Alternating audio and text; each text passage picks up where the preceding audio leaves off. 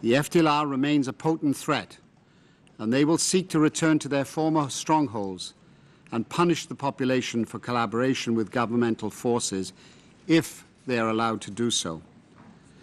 I am pleased to report, therefore, that a new directive was approved this morning by the FARDC, the Congolese Army Chief of Staff, and the UN Force Commander.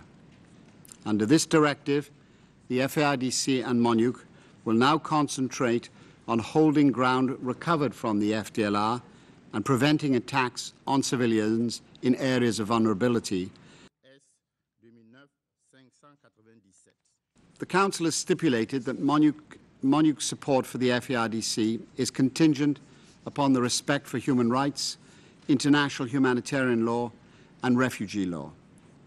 In line with the guidance received from the United Nations headquarters, we have adopted a policy conditioning MONUC support for any operations, a policy which is already being applied. This policy has been shared with the government and underpins President Kabila's own zero-tolerance initiative, which is a vital ingredient in the fight against impunity and the protection of civilians.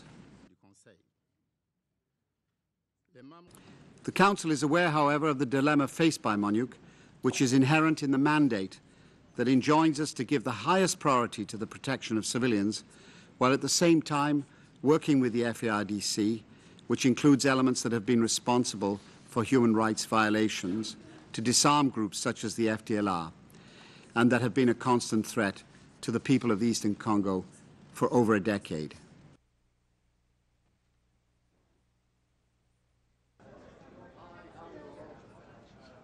I would expect there will be fewer operations conducted, but we've still kept open the possibility of targeted operations if we see the FDLR regrouping and attempting to strike or recover or conduct reprisals. With or without Kimia 2, there's a lot of violence in the Kivus. I think we need to remember that what we're engaged in is trying to push forward a process that will finally help to end the almost eternal cycle of violence.